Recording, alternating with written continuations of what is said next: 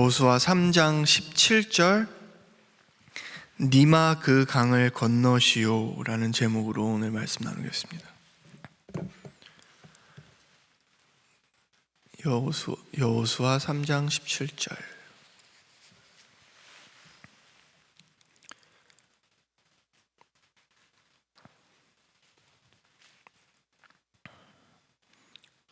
한 절 우리 같이 합독하겠습니다.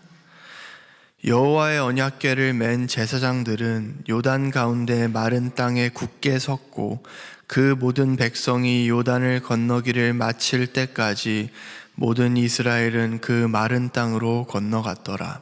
아멘. 안녕하세요. 안녕하세요. 오늘 설교 제목은 니마 그 강을 건너시오라고 제가 해봤습니다. 근데 이게 한 노부부의 사랑 이야기를 그린 니마 그 강을 건너지 마오란 영화의 제목을 제가 조금 바꾼 거예요.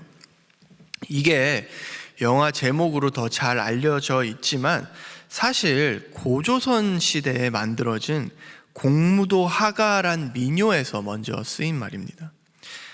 니마 그 강을 건너지 마오.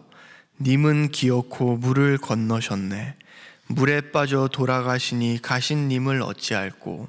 이런 시가인데요. 사랑하는 여인의 죽음을 안타까워하는 마음을 강을 건너지 말라라고 이제 표현을 한 거죠. 강을 건너는 것을 죽음과 연관 짓는 것은 이 시가에서뿐만이 아니라 다른 여러 문화나 종교에서도 우리가 찾아볼 수가 있습니다. 우리가 흔히 쓰는 황천길 갈 뻔했다 이런 말 아시죠? 황천이라는 것이 중국어로 지하의 샘이란 뜻이에요. 지하에 있는 물 이런 뜻이고, 우리 그리스 로마 신화에서도 보면은 망자는 5개의 강을 건너죠. 그런 내용들이 여기저기 있습니다. 물론 성경에서 요단강을 건넌 이스라엘 백성들은 죽지 않아요. 삽니다. 하지만 40년 동안의 고단했던 광야 생활을 마치고 하나님께서 예비하신 언약의 장소로 들어간다라는 상징적 의미 때문에 그렇게 이제 쓰이고 있는 거겠죠. 여러분은 이렇게 성경의 내용과 비슷한 얘기들이 다른 종교나 문화권에도 있는 것을 보시면 어떠신가요? 믿음이 흔들리시거나 그러시나요? 성경이 저런 이야기들을 조금 각색해서 쓴 것은 아닐까라는 생각은 제 생각엔 모두 한 번쯤은 이렇게 해보신 생각일 겁니다. 그런데 저는 오히려 이게 성경이 진짜라는 증거라고 생각을 합니다. 왜냐하면 원래 진리는 하나입니다. 하나님께서 주신 진리 하나예요. 그런데 그거의 진의를, 진짜 의미를 인간은 파악할 수가 없기 때문에 각자 다르게 해석을 해놓은 거예요. 그래서 여러 가지 버전이 생긴 겁니다. 그래서 성경의 이야기들과 겉 내용은 비슷한 얘기들이 다른 문화나 종교에서도 찾아볼 수가 있는 거예요. 그런데 그것들을 보면 하나같이 다 인간 중심으로 해석해놨습니다. 선악과 따먹은 인간들은 나를 높이기 원하기 때문에 어떻게든 자기 존재의 구축과 유지를 위해 그것에 도움이 되는 방향으로 이런 이야기들을, 성경의 진리를 해석해 놓은 거예요. 그래서 강도 건너지 말라라고 하는 겁니다. 죽음을 의미하는 거잖아요. 죽지 말라고 하는 겁니다. 죽음은 나의 존재의 끝이기 때문에 그렇습니다. 왜냐하면 그래서 인간에게 죽음은 악이에요. 나쁜 겁니다. 그러니까 요단강도 건너지 마. 우리 안 믿는 사람들 사이에서도, 한국에서도 그렇게 쓰잖아요. 요단강 건널 뻔했다. 안 좋은 의미로 쓰입니다. 물론 희화해서 쓰는 부분도 있지만 죽지 말아야겠다라는 의미로 요단강이 나오는 거예요. 그런데 성도는 반드시 요단강을 건너야 합니다. 왜냐하면 요단강은 약속의 땅으로 들어가기 위해서라면 반드시 통과해야 하는 과정이기 때문에 그렇습니다. 그래서 오늘은 우리가 여호수아 3장을 통해서 요단강을 건넌다라는 것이 어떤 의미인지 우리가 함께 보려고 합니다. 이스라엘 백성들은 지금 요단강 동쪽에 있을까요? 서쪽에 있을까요? 동쪽에 있습니다. 예, 동쪽에 있습니다. 아직 강을 안 건넌 거예요. 그래서 지도를 보시면은 이렇게 광야를 돌고 돌아서 이제 요단강 동쪽으로 이렇게 옵니다. 그런데 요단강을 건너지 않았어도 약속의 땅으로 들어가는 루트가 있었어요. 그리고 심지어 그게 훨씬 짧았습니다. 이집트 애굽에서 나와서 약속의 땅으로 들어가는 이렇게 쭉 그냥 갔으면 돼요. 근데 삥삥 돌게 하십니다, 하나님께서. 그래서 이스라엘 백성들을 굳이 요단강 동쪽으로 오게 하셨어요. 그렇게 요단강 동쪽으로는 누구나 살 수 있는 땅이 있고, 요단강 서쪽으로는 약속의 땅이라는 곳이 있죠. 다시 말하면 하나님의 약속이 있는 자들만, 하나님의 약속으로만 들어갈 수 있는 땅이 있는 겁니다. 이렇게 요단강은 두 장소를 나누는 역할을 하고 있는 거예요. 뭐 라합 때랑 살짝 비슷하죠. 여호수아 3장 1절에 보면 이스라엘 백성들이 시팀에서 떠나 요단에 이르렀다 이렇게 써 있습니다. 그리고 그들이 사흘 동안 유숙했다라고 써 있어요. 그러면서 정결케 했다라고 하는데, 이거는 약속의 땅이라는 곳은 내 마음대로 그냥 내가 원해서 들어갈 수 있는 땅이 아니라는 걸 얘기해 주고 있는 거예요. 하나님께서 제시한 적법한 절차를 따라야만 들어갈 수 있는 곳이다 이렇게 얘기를 하고 있는 겁니다. 그래서 강 건는 것과는 전혀 상관이 없는 정결 예식을 하고 있는 거예요. 그런 다음에는 언약궤를 앞장서서 들어가야 합니다. 그냥 내가 들어가면은 안 되고 언약궤가 앞장을 서야 돼요. 그렇다면 여기서 우리가 명심해야 하는 것이, 그 땅의 주인공은 이스라엘 백성들이 아니라 하나님의 언약이라는 거예요. 이스라엘이건 대한민국이건 미국인이건이 중요한 것이 아니라 언약궤, 다시 말해 하나님의 언약, 약속과 함께하는 자들이 들어가는 곳이 이 약속의 땅이라고 얘기하고 있는 겁니다. 다시 정리하면 이스라엘을 위한 땅이 아니라 하나님의 언약을 위한 땅, 하나님의 언약을 증거하기 위한 땅이 약속의 땅인 거예요. 아시다시피 약속의 땅은 빈 땅이 아니었습니다. 거기에는 가나안 족속들이 오랫동안 살고 있었어요. 뭐 우리가 정확히 몇 년을 살았는지는 모르지만 아마 오래전부터 그 가나안 땅에 거주하던 사람들도 있었을 겁니다. 그렇다면 거기에 조상 대대로 뭐 집도 있었을 것이고 밭도 있었을 것이고, 여리고성이나 아이성 같은 데 보면은 생활권들이 다 있었잖아요. 그럼 누가 더 가나안 땅에 살기에 합당한 자들일까요? 여러분이 가족들이랑 뭐 열심히 인테리어도 하고 이렇게 정원도 꾸며놓고 가구도 다 사놓은 집에 갑자기 모르는 사람들이 와서 이제 여기 우리가 살 거야 이러면 부당하다고 느끼지 않으시겠어요? 근데 지금 하나님이 그렇게 하고 계시는 거잖아요. 오랜 시간 동안 약속의 땅에 자신의 생활터전을 만든 가나안 사람들이 거기 있음에도 불구하고 거기 들어가셔서 심지어 걔네들을 죽이고 이스라엘 백성들이 살 거야 라고 하고 계신단 말이에요, 지금 하나님께서. 그렇다면 이스라엘 백성이 가나안 땅에 살아야 하는 정당한 이유가 있어야 되는데, 그게 뭐냐면 하나님의 언약인 거예요. 그게 하나님께서 이 땅을 이스라엘에게 주기로 약속하셨기 때문에 이스라엘은 약속의 땅에서 살 수 있는 겁니다. 그 이유 하나밖에 없는 거예요. 그렇다면 이스라엘 백성들은 약속의 땅에 살면서 하나님의 언약을 드러내는 존재로서 살아야지, 그렇지 않으면 그 땅에 살 이유가 없는 겁니다. 만약 그들이 가나안 사람들과 똑같이 그저 자기의 배를 위해서 산다면 가나안 사람들을 쫓아낼 명분이 없어지는 거잖아요. 둘이 똑같을 것 같으면 가나안 사람들이 살아야지 왜 이스라엘 백성들이 삽니까? 그래서 그들은 언약의 땅에서 언약을 드러낼 때만 살 수 있는 거예요, 그 땅에서. 그런데 언약을 드러낸다는 것은 가나안 족속들보다 더 훌륭하고 착하게 살아서 아이고 하나님의 언약 아래에 있는 이 백성들은 이렇게 착하고 훌륭하구나 이렇게 드러내는 게 아니에요. 어떻게 드러내냐? 여기 살 자격이 하나도 없는데 어떻게 얘네는 이 땅에서 살지? 라는 질문을 계속해서 유발시켜야 됩니다.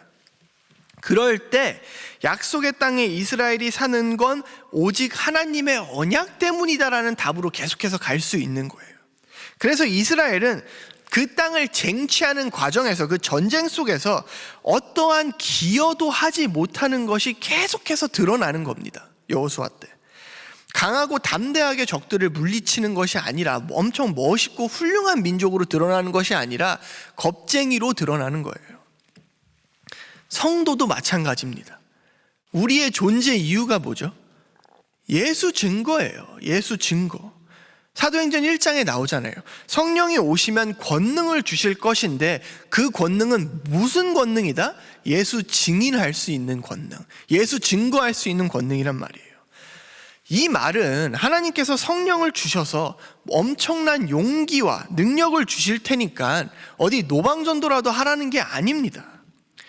모든 인간들은 자신만을 증거하면서 살고 있지만, 그렇게 자신을 뽐내면서 살고 있지만, 성도는 예수만을 증거하는 초라한 흙, 하나님의 은혜만 증거하는 없음의 자들로 만드신다는 얘기예요. 이 얘기는 그게 우리의 존재 목적이라는 겁니다.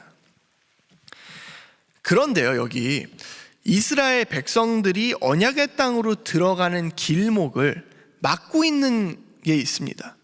뭐죠? 요단강이에요. 요단강.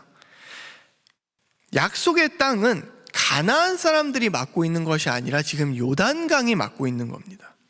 추수 기간이라 강이 범람해서 인간의 방법으로는 도저히 약속의 땅으로 건너갈 수가 없는 상태라고 얘기하고 있습니다. 그렇게 요단강 앞에 선 모든 인간들은 내 힘으로는 절대 약속의 땅으로 들어갈 수 없다는 고백이 나오게 되는 거예요.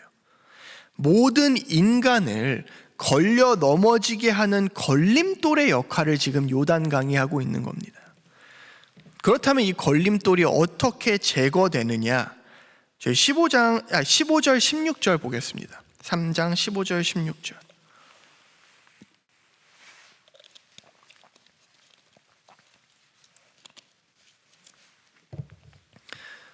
예, 15절 16절 제가 읽겠습니다.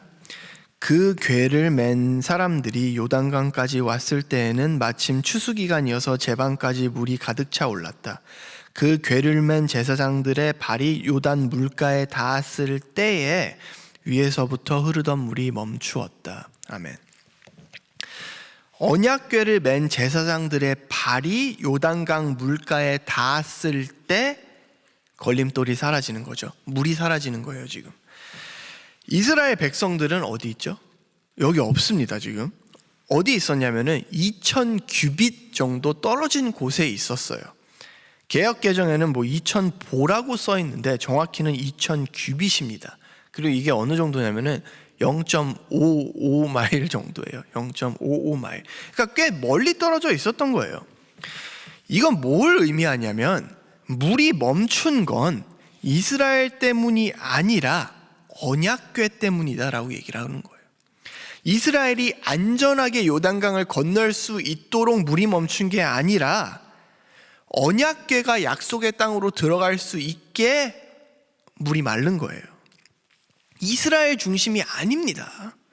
이스라엘은 그냥 언약궤를 들고 다니는 들러리 역할을 하고 있는 거예요. 들러리 역할을.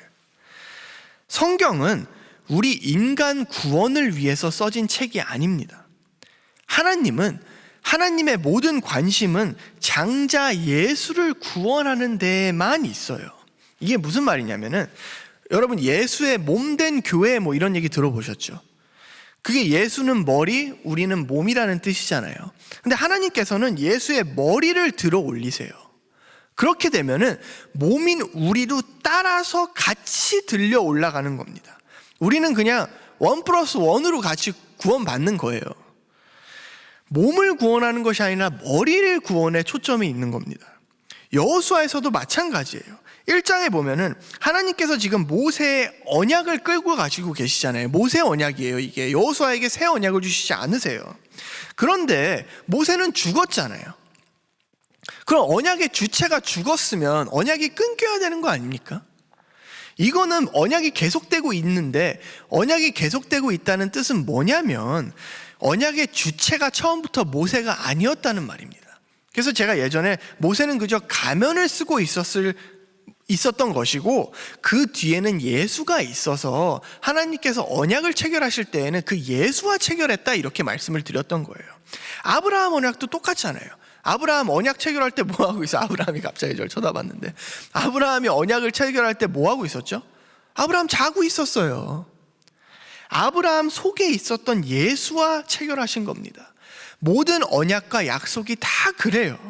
예수를 위한 겁니다. 모두 다 예수를. 그리고 그 예수와의 언약을 성취하시기 위해 하나님께서는 홀로 신실하게 지금도 일하고 계신 거예요. 그래서 엄밀히 따지면 하나님께서는 우리의 개개인을 구원하시는 게 아니라 참 이스라엘, 참 장자이신 예수를 구원하시는 것이고, 우리는 덤으로 예수에 붙어서 예수의 접붙임 당해서 구원받는 존재다라고 얘기를 하는 거예요. 물론 우리도 구원하시기 원하시고 사랑하세요. 그걸 제가 아니라고 얘기하는 게 아닙니다. 하지만 이 덤으로 받는 구원의 원리를 모르면 우리는 결국 하나님조차도 내 구원을 위해서 쓰게 되어 있어요. 그러니까 나를 위한 기독교에서 벗어날 수가 없는 겁니다. 말로만 예수를 위하지 다 나를 위한 하나님이고 나를 위한 십자가고 구원이잖아요, 지금 우리가. 그런 게 다 우상입니다, 우상.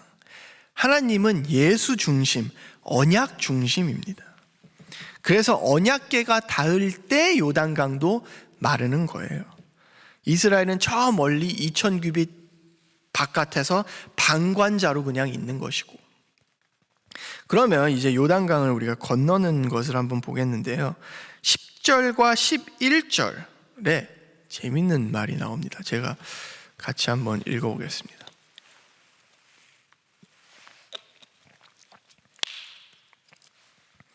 10절, 또 말하되 살아계신 하나님이 너희 가운데 계시사 가나안 족속과 헷 족속과 히위 족속과 브리스 족속과 기르가스 족속과 아모리 족속과 여부스 족속을 너희 앞에서 반드시 쫓아낼 줄을 이것으로 너희가 알리라. 보라, 온 땅의 주의 언약궤가 너희 앞에서 요단을 건너가나니. 이게 뭐냐면 하나님께서 가나안 족속들을 모두 쫓아내고 그 땅을 이스라엘에게 주실 것이다, 이렇게 얘기를 하고 있는 거예요. 근데 그것에 대한 증표가, 내가 이 땅을 너희에게 줄 것이라는 증거가 뭐라고 하냐면은 요단강을 건너는 것이야 라고 얘기를 하는 거예요. 이게 뭐냐면 제가 아까 얘기했었죠. 요단강은 걸림돌이다, 걸림돌이라고. 아무도 약속의 땅에 들어가지 못하게 하는 그 걸림돌을 지금 하나님께서 제거해 주시겠다라고 얘기를 하고 있는 거예요. 그리고 그거의 증표가 이제 그 증표, 요단강을 건너는 것이 우리에게 얘기하는 것이 뭐냐면은 약속의 땅을 너희에게 주실 것이다 라고 얘기하고 있는 겁니다. 이게 예를 들면 이런 거예요. 조금 헷갈릴 수가 있기 때문에 제가 예를 들어 드리겠습니다. 남자가 여자에게 다이아 반지를 주죠. 그러면 이게 무슨 뜻이죠? 결혼하자라는 거잖아요. 결혼하겠다는 뜻이잖아요. 하나님께서 이스라엘이 요단강을 건너게 하시는데 이게 다이아 반지 같은 거라는 거예요. 이게 다이아 반지 같은 거. 그리고 약속의 땅을 갖는 것, 너에게 결국에는 내가 약속의 땅을 줄 것이야, 이 약속이 결혼입니다.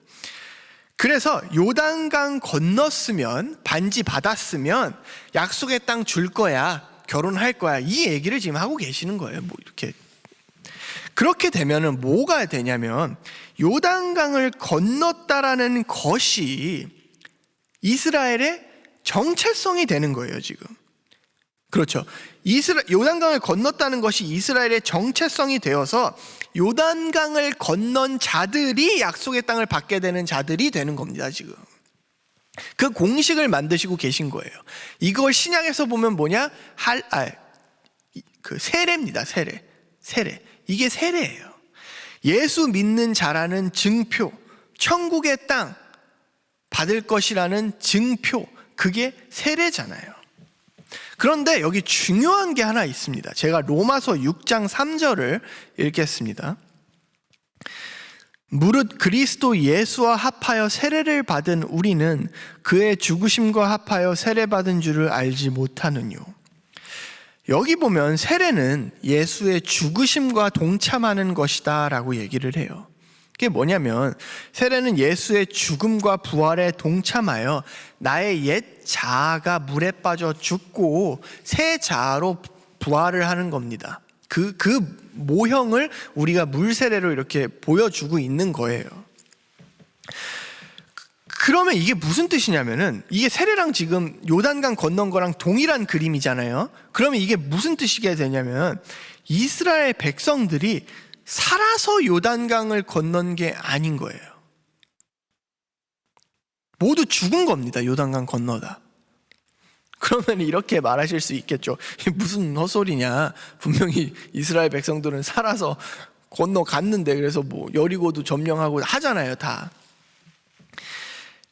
여기서 만약에 우리가 하나님께서 이스라엘을 요단강에서 죽이시지 않고 살리셨다라고 해버리면 우리도 세상 사람들과 똑같은 안목으로 요단강을 보는 겁니다. 왜냐하면 무슨 말이냐면은 하나님께서 우리를 요단강에 빠져서 죽지 않게 하시려고 기적까지 일으키셔서 물을 막고 요단강을 건너게 하셨다가 돼버리는 거예요. 대부분 그렇게 이해를 하고 있잖아요, 우리가. 그러면서 얼마나 우리가 존귀한 존재들이고 꼭 살아야 하는 존재들인지가 증명되는 겁니다. 왜냐하면 하나님이 기적까지 일으키셔서 지금 이스라엘 백성들을 살리셨다, 죽지 않게 요단강을 건너게 하셨다라고 얘기하고 있는 거잖아요. 그러면 이게 세상 사람들과 똑같이 생각하는 겁니다. 그 강 건너지 마세요. 죽으면 안 되고 우리 살아야 되니까. 살만한 가치가 있는 존재들이니까 요단강은 나쁩니다. 이렇게 지금 얘기하고 있는 겁니다. 성도는 요단강에서 우리가 죽었다는 것을 믿어야 합니다. 이 세상 누구도 그 강을 건널 수 있는 사람은 없기에 나도 거기서 빠져 죽었다는 것을 알아야 하는 거예요. 그리고 내가 물에 빠져 죽어 마땅한 자라는 것이 감사와 은혜로 다가와야 하는 겁니다. 세상은 죽음을 싫어하고 저주라고 여깁니다. 사는 것이 축복이다라고 생각을 해요. 그래서 교회에서조차 어떻게 해서든 사람들 기 좀 높여주고 살려주자, 높여주자 이러는 겁니다. 그런데 성도는 나의 죽음, 내 존재의 끝을 반기는 자들이에요. 내가 물에 빠져 죽어 마땅한 자라는 것을 알 때, 내가 십자가 앞에서 죽어야 하는 시체라는 것을 알 때에 성도는 아멘 하고 기뻐하는 겁니다. 그렇다면 요단강을 건넌 이스라엘, 그 살아서 움직이는 이스라엘들은 뭔가 이스라엘의 죽은 시체를 하나님이 끌고 다니시는 거예요. 이스라엘은 모두 죽어버리고 죽은 이스라엘을 오직 언약을 드러내기 위한 도구로서 하나님께서 쓰시면서 가나안 땅을 점령하시는 겁니다. 그래서 이거 바로 다음에 보면은 4장에서 하나님께서 이스라엘 백성들 전체를 다 할례해 버리시는 거예요. 죽이시는 겁니다. 시체라는 거예요. 시체. 그게 요단강을 건넌다라는 뜻입니다. 마지막으로 우리 언약궤를 들고 있던 제사장의 발이 물에 닿았을 때 물이 그 앞에서 멈춘 것이 아닙니다. 여기 보면은 아담이란 도시에서 멈췄다라고 써 있는데 이스라엘 백성들이 있던 곳에서 한 30마일 정도 떨어져 있던 곳이었다라고 얘기를 해요. 그러니까 정작 이스라엘 백성들은 어디서 어떻게 물이 막혔는지도 몰랐던 거예요. 여러분들도 우리들도 이 세상에서 누리고 있는 은혜들, 자유롭게 이렇게 주님을 예배하고 이 약속의 보좌 앞에 나아올 수 있다는 것도 저 위에 누군가가 물을 막고 있기 때문에 가능한 겁니다. 우리는 포착할 수도 감지할 수도 없는 곳에서 누군가의 희생 때문에 누군가가 그 하나님의 진노의 물을 다 막고 계시기 때문에 우리가 이 앞에 나와 있는 거예요. 그러니까 우리는 우리와 전혀 다를 바 없는 세상 사람들을 보면서 왜 저들은 주님을 알지 못하는데 주님께서 나에게는 찾아오셨지? 하면서 의아해 하셔야 됩니다. 왜 우리가 마른 땅을 밟고 예수 안으로 들어갈 수 있었는지를 궁금해 하셔야 돼요. 그때 복음이 되고 은혜가 되는 겁니다. 기도하겠습니다. 우리